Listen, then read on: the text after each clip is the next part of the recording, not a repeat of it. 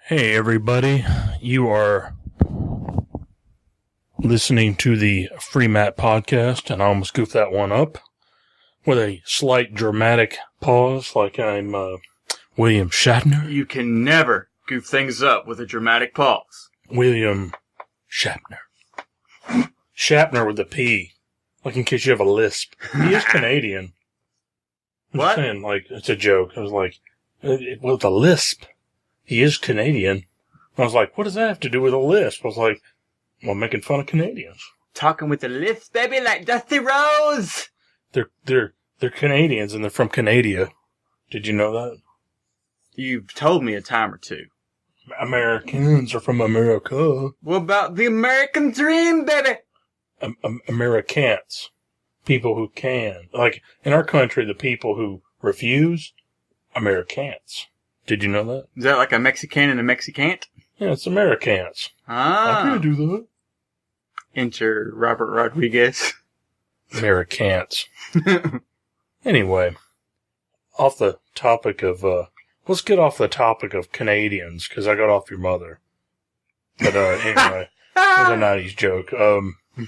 Anyway, we're not insulting, mothers or talking about 90s jokes or Canadians, or 90s jokes that are Canadian mothers, but real mothers like Justin Trudeau, the president of Canada. Huh? Well, I was figuring, like, since your mom has a gynecologist, I was like, does she have the same gynecologist that Justin Trudeau does? Oh, I see what you're saying. Puts a whole new meaning to the term feels. Anyway. While we're, let's get rid of that dust mop here. Let's get on with the real subjects here. We got a bevy of, us. Yes, we do have us. A bevy? A bevy of, I was like, na na na na. You stole it. I was about to Master do it. P. I was about to do it. Bum, bum, bum, bum. Make them say, na na na na na na. You're like, that's terrible. I've had what, one and an eighth beer here. Well, anyway, It's a good beer though.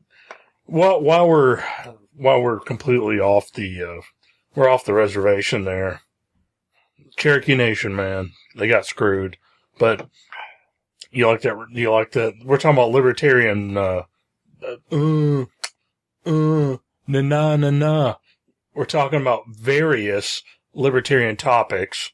The Free Matt podcast live from an unmarked bunker somewhere outside of the mean streets of Mogadishu.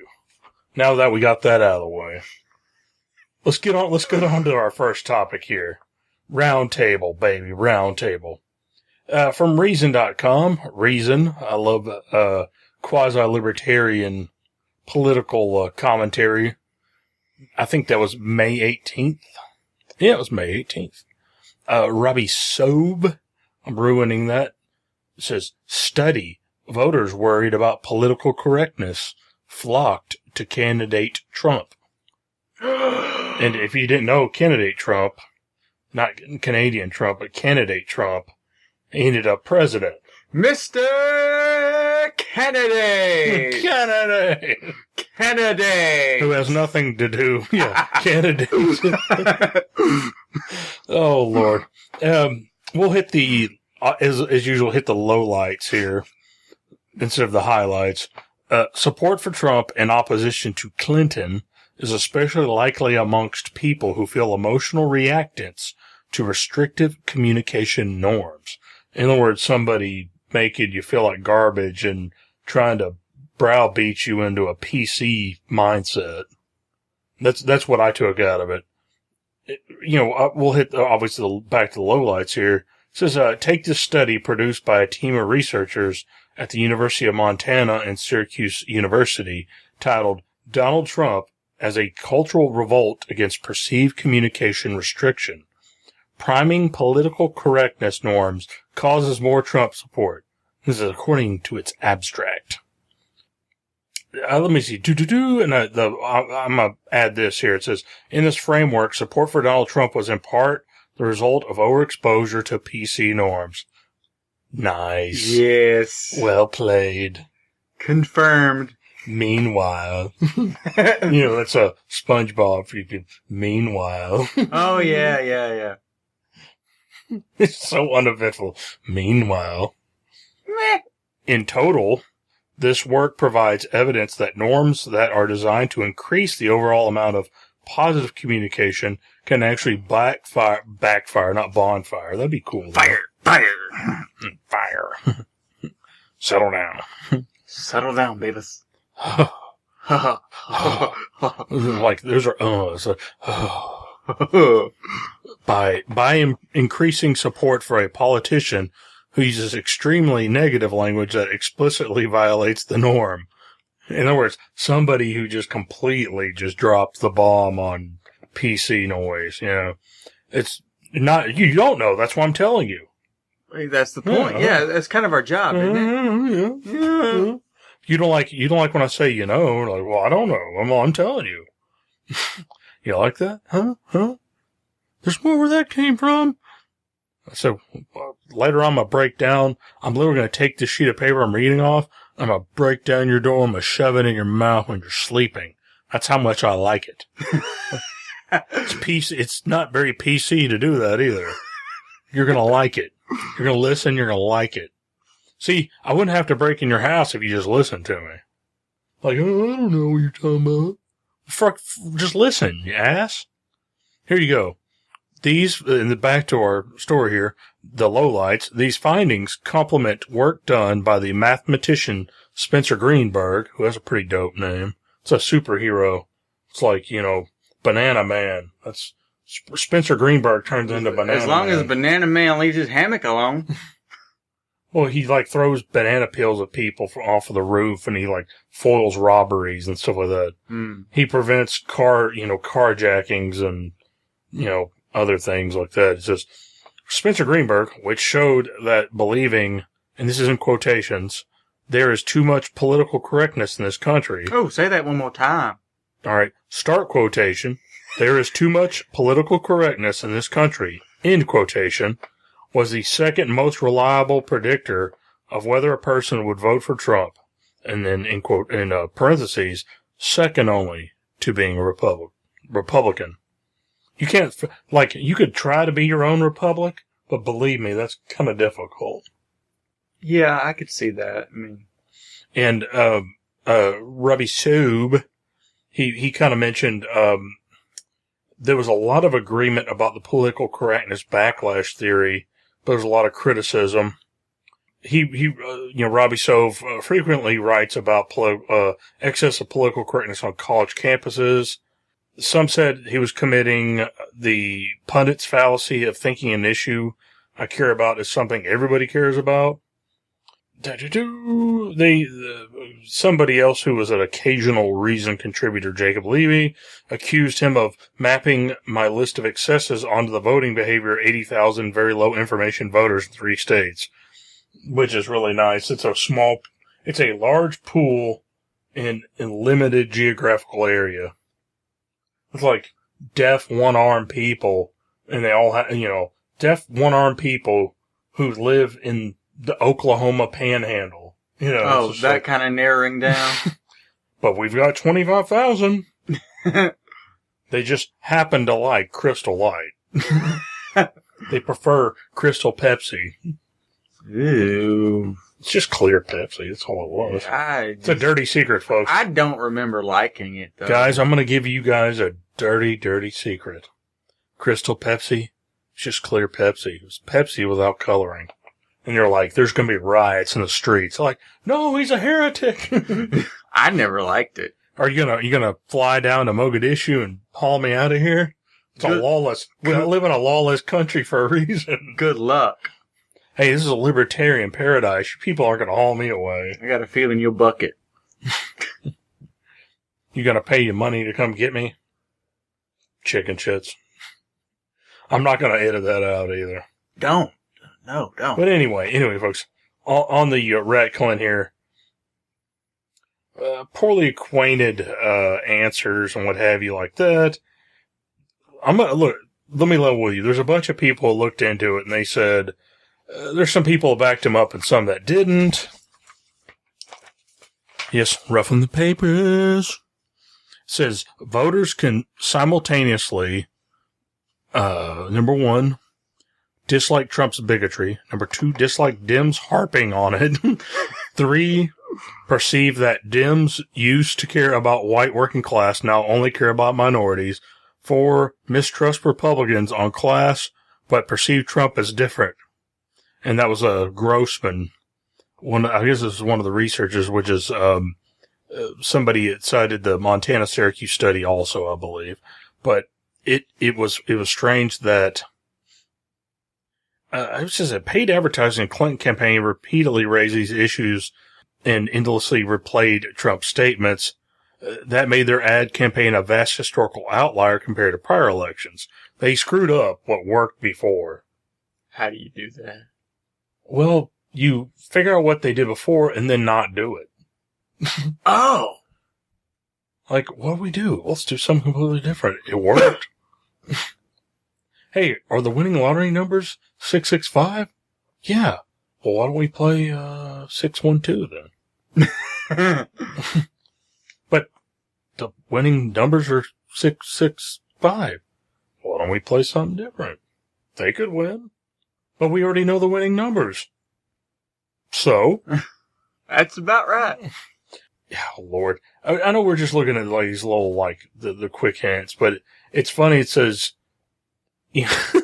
it's, people didn't find a lot of Donald Trump's comments, like, positive, the ones that were actually, like, kind of edgy. The weirdest thing is that it was like people were so fried with dealing with the political correctness stuff. It's almost like they didn't care as much as they could have. I could agree with that. Talking about overexposure and desensitization.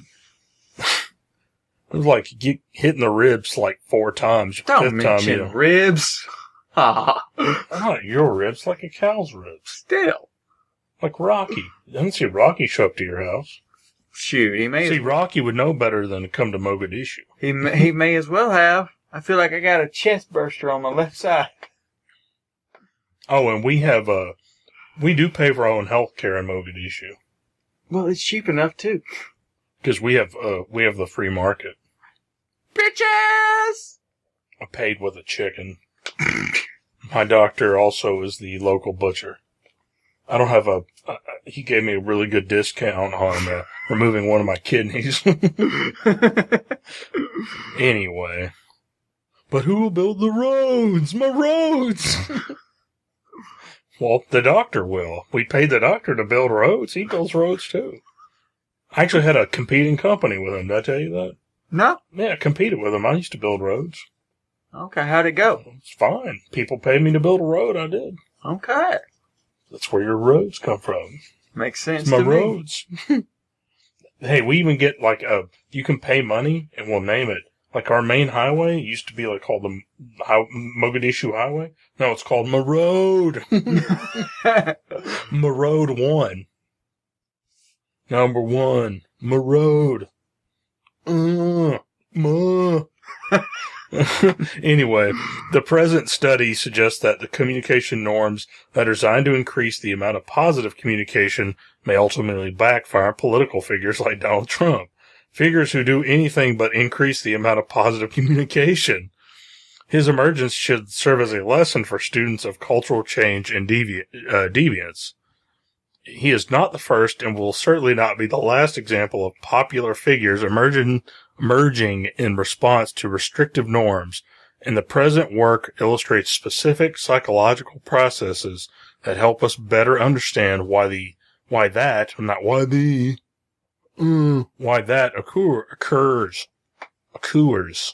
I love a Coors. I've been to the Coors brewery. Regular or light? The Coors Brewery in Golden, Colorado. Don't they make Blue Moon too? They may or may not. Yeah, they might. Miller Coors. In other words, you don't know. Well, here's the thing. I walked in there, and that day, I think they were making like Keystone Light. It was like this huge, massive amount of Keystone Light being made. And my brother was like, he wanted the Grand Sultan of Mogadishu was pounding on the glass saying, stop! Nobody drinks this shit! Just stop! Because nobody likes that. I'm like, why do you ship this garbage? They're like, well, we have a computer that told us to. They're like, we just dump it in the river. Like, they just drive it down the street and throw it out in the street. Look, a bunch of 12-year-olds. Yeah, because we only do craft beer around here. Well, we go to like in Mogadishu, if the beer truck comes in, or they just spill that crap out on the ground. They're like, well, we don't feel like offloading it. It's not like we're gonna sell it. Free beer is free beer. Well, they make so much money off of every other type of beer that they just dump the garbage out in the street for the kids. High school kids. Kids got to drink too. Damn it. Yeah. Look, we don't have a drinking age in Mogadishu. It's a libertarian paradise. Why would we do that? The free market determines who we sell beer to. Like, if we don't like you, we won't sell you beer. 10-year-old walks in, one-armed 10-year-old, sure as hell he gets beer. A one-armed 10-year-old kid, I'd rather sell him beer than you. And he was toting AK-47. Actually, I had to have somebody help him carry it out. He put the $10 bill up. Beer, please. Like, there you go. There you go, buddy. Keep fighting the good war. There's such a thing? Yeah. Really? Explain, Lucy. Explain. Well, we don't we only in defense of a perceived aggression. Perceived aggression or an actual aggression? Well, we prefer actual aggression. Okay. We prefer not to jump off the stump into an action like that. But here's the thing: is we don't take over every. You mean we don't intervene? We don't like crusades, is what I'm getting. Ah, okay. Yeah, we tried those a couple times. Didn't go too well. I mean, I even had to things are so great in Mogadishu. I actually had to the head of my private army, that one-legged guy from Liberia. I actually had to lay him off. It was really sad. But I did hire him on my road crew. Was it from New Liberia? Nice. If he's from New Liberia, he's a drinker. I call up my guys out of I call the private security company. They're my reservist. And whenever I got a beef with somebody, I call those guys. I said, hey, you better knock the road crew off. My roads crew, they need to come up and they need to lay down instead of the steamrollers, get off the steamroller and the shovels, and you pick up the AK-47 and go to town, baby. The last time somebody tried to jack me. AK-47. When you absolutely, positively got to kill every motherfucker in the room. Except no substitutes. Thank you. Dramatic pause. Thank you. Even had my 2-finger whip. Please believe it. Coming down the pipe, guys, this is actually something very, very... In Mogadishu, horse racing is a big, big deal. We actually have a privately owned horse track in Mogadishu. It's Mogadishu Downs. When did you build this and not tell me? I'm supposed to know this. Well, it's private. It's a private company. We didn't get any. We don't have tax subsidies. It's a libertarian paradise. Why would we do that? Okay. But it's right off my Road 1. I got it. It's within a short walk from the bunker. Well, anyway, guys, talking about sports betting will complete the gambling revolution. That was from Reason.com. Also, a favorite of that's where most of the Mogadishu Times gets their material from. That is they rotate, but yes. That is the greatest libertarian newspaper. I do agree. The one-party system, the no party. Because we don't have political parties. What's the point of a party here? We don't have a political party. The only parties we have are raves or... Keggers. Keggers, yeah. We don't have DUI laws. Thank God. But you get sued. But you can't get sued for wrecking somebody else's car. Or, property damage, because, we don't hurt people and we don't take their stuff. And then when you damage their yard, it's part of their stuff. It's a proper grievance. Uh-huh. But here you go, guys. Sports betting will complete the gambling revolution. Judging the outcome of this week's SCOTUS, which is Supreme Court of the U.S., or SCOTUS, which sounds like an inflammation of the nutsack. You took the words right out of my mouth. Opinion allowing states to legalize sports gambling. Would you call that a scrotus? It's a scrotus. Inflammation, the old junk sack. The old ball bag. My tank! Instead of my road. My balls. Speaking of sports gambling, my balls. No, we're talking about legalizing sports gambling, and that was Steve Chapman. Chapman with a P. Puppy power! I know you guys don't like sibilants or pops. Pop. There's supposed to be a filter that takes away sibilants or pops. Okay. Pops are pop. Pat, pop. Those are pop sounds. Okay. Supposed to soften those. Right? Chapman? Isn't that right? Pat? Maybe. Alright. Back on the subject here. Over the past, generation, the United States has undergrown. It's even better, undergrowth. Yeah, one eye. I knew it. Has undergone a gambling revolution. A pastime once seen as the sordid province of mobsters, grifters, and wastrels, which I like that sound, has become an all-American form of fun. Yay! It sounds so cheesy. So fun. We're not mobsters or wastrels. We're having fun. Hey, Pat, would you like to have fun? Sure, man, sure. Wow. We're no longer the Free Matt Podcast. What are we, man? We're the Sordid Fun Havers. Yay! Ha! All right. I forgot to introduce you guys before we get any further. The man to my constitutional right. Who is caffeinated, masturbating, ready to lock cop? The one only, the one and only man in reserve. The man who is always on high alert, never in the reserves, always active duty. General Patrick Flynn. Hello, everybody. A little late in the game for this one, but why not? Speaking of draft, DraftKings.com.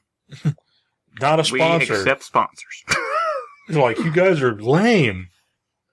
Are you selling out? Yes, we are. Hey, man, discount whoring, dude. Where? Tell me where. I must go to this land. I'm right outside of my Road 1. Just don't hit. You just said the racetrack was outside of my Road 1. Well, you can go in the parking lot and find the women. You spend your money somehow. Last year, some 81 million people visited casinos. 81 million people. And they weren't all Indian casinos.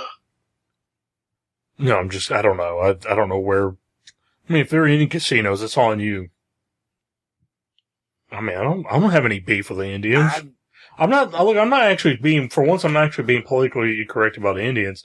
It's just kind of like, it's like a really stale joke to crack jokes about Indians and casinos. I was like, I actually don't find it funny. I'm like, yeah, Indians have casinos. So? Yeah, they have casinos. Nothing sacred, so? Well, I actually just think it's a really, stale joke. I'm like, yes, Indians have casinos. And yeah, there probably are Indians who work in said casinos. Drink more beer, you won't care. Yeah, let's get another swig here.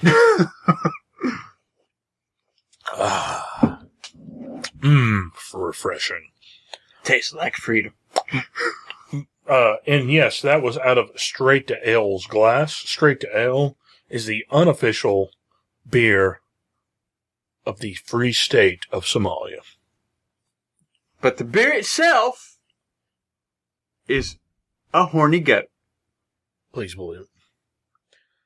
About half of all American adults say they've bought lottery tickets the past 12 months. Nearly 60 million people in the U.S. and Canada, for you other people, take part in fantasy sports leagues. Just sport leagues. There's only one sport. That's blood sport. Nice. Well played, sir. Which often involved money. Oh, well, most people who gamble, a lot of them use money to gamble.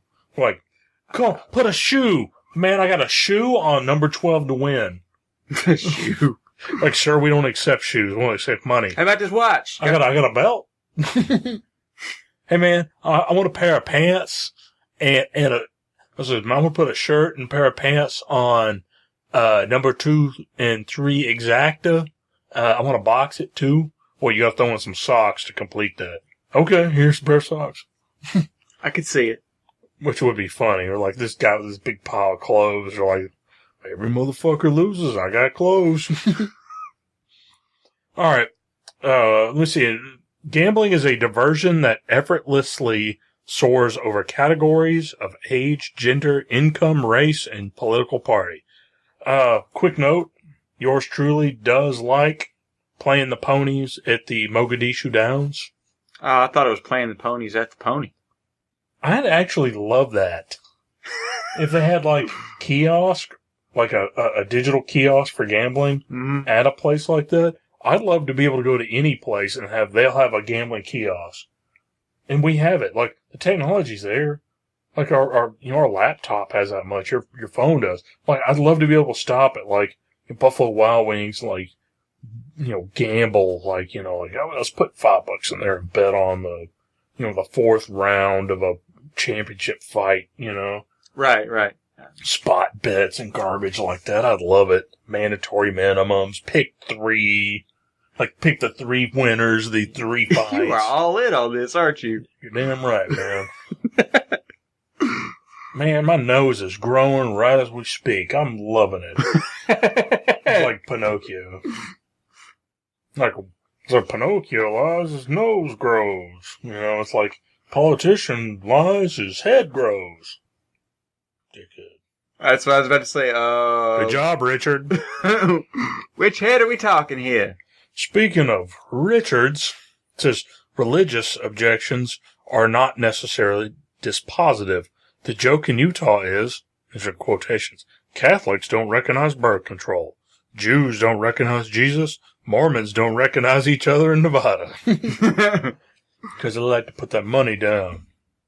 Like, throw down them stacks, man. I gotta get paid. Some of that green, yo. Word. Anyway, it says, with Monday's Supreme Court decision, there was a Supreme Court decision striking down a federal law that prohibited states from acting to legalize sports betting. The gambling revolution looks close to competition. Completion. Oh, yeah, it's even better. Boom! Not Constitution either. And I'm not even looking at the notes. C words with shun at the end. The C word? Constitution. Are we at the C word? Completion. Oh! Oh God, yeah, we're batting 1,000 here. We're about to just start grunting, like na. You're well played, sir. All right, let's hit some lowlights here. It says, talks about racetracks and lotteries for, only a portion of the countries. In 1960s, all New York and New Hampshire had state lotteries. They said, today there are casinos, commercial, tribal, or both, in 40 states. Lotteries are offered in 44 states. And the District of Columbia, aka D.C., we have gone from a strong presumption against legal gambling to a strong presumption in favor of it. Wait a second. We have 50 states, and there are 44 states that have a lottery. My former home of Alabama does not have a state lottery. Damn it, Bama. Damn it. Gotta get on it, man. Gotta get this. Like I said, I did not really realize that till you just read that. We have 50 states, and 44 of them have a lottery. I gotta get Skrilla, yo. I gotta get paid. Come on, Donnie, let's get up on some green, yo. Uh-huh. Throw down some green, yo. Gotta get paid, sucker. Like, Detroit Donnie needs to get his dimes, yo. Detroit. Like, pick 3, yo. Detroit Donnie, I don't know.